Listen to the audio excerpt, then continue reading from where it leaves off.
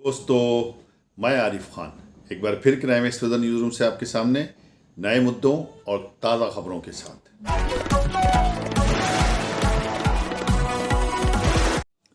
रामपुर के थाना बिलासपुर क्षेत्र के गांव ज्वालापुर भैंसिया में उस वक्त सनसनी फैल गई जब एक आरिफ नाम के युवक को, जो रिश्तेदारी में खाना खाने के लिए आया हुआ था, गोलियों से भून दिया गया।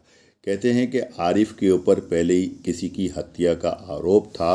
कोई शाजिम नाम का युवक था, उसकी हत्या का आरोप था और कुछ दिन पहले ही ज़मानत पर बाहर आया था।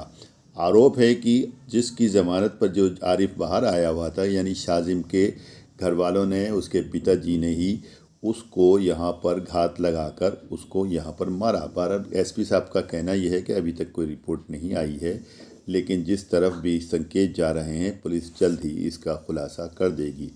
आरिफ के ऊपर पहले भी कई आरोप थे, उसके ऊपर कई मुकदमे थे, हत्या का भी मुकदमा था और अन्य भी मुकदमे थे। आरिफ को कहते हैं कि जो आरिफ का इस तरह से मर्डर हुआ है, वहाँ पे जो आरिफ को मारा गया है, ये उस शाजिम युवक की हत्या का बदला है, ये जो शाजिम के घर वालों ने लिया है। अब ये तो आगे पता चलेगा पुलिस की विवेचना में कि असल मामला क्या था। फिलहाल वहाँ पर खेत पर घात लगाकर कोई दो युवक बैठे हुए थे, उन्होंने जैसे ही आरिफ वहाँ पर पहुँचा, उसके ऊपर ताबड़तोड़ फायरिंग कर दी। जब उसे अस्पताल लेके गए तो वहाँ पे उसको मृत घोषित कर दिया गया, लेकिन वो मौके पर ही मृत हो चुका था। बिलासपुर में एक आपराधिक व्यक्ति था, उसके विरुद्ध मर्डर का भी मुकदमा था और गैंगस्टर में भी वो जेल गया है। उसकी आज दिन में एक दावत के दौरान हत्या कर दी गोली मार करके। जो अभी तक ज्ञात हुआ है कि जिसका उसने मर्डर किया था पहले 2021 में, उन्हीं के परिजन का नाम आ रहा है। अभी परिजनों द्वारा कोई तहरीर नहीं दी गई है।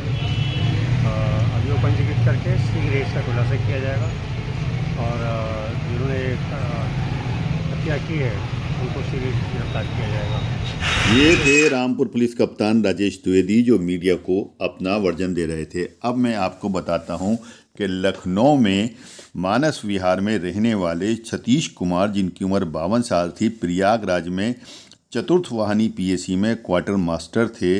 रविवार की रात को वो पत्नी भावना और बेटी के साथ जब घर वापस लौटे और अपने घर का दरवाज़ा खोल रहे थे तो किसी ने उनको सटाकर, उनकी तमंचा सटाकर उनको गोली मार दी। उनकी पत्नी है जो बैठी हुई है, जो बयान दे रही हैं।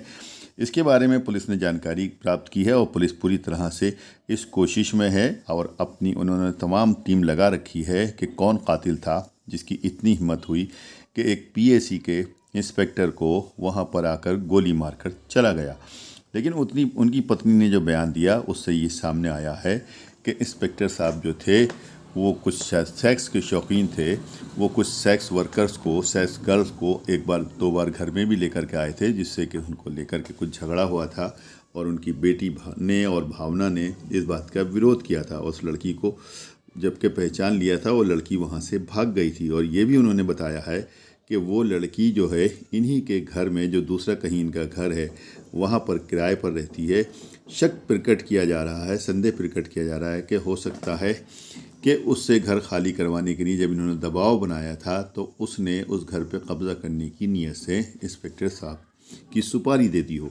बहरहाल ये तो आगे विवेचना में पता चलेगा कि मामला क्या था, लेकिन इस प्रकार से किसी पुलिस इंस्पेक्टर की उसके घर के दरवाजे पर हत्या करना बहुत बड़े सवाल उठाता है कि आखिर आज मुजरिमों के हौसले कहाँ पहुँचे हैं।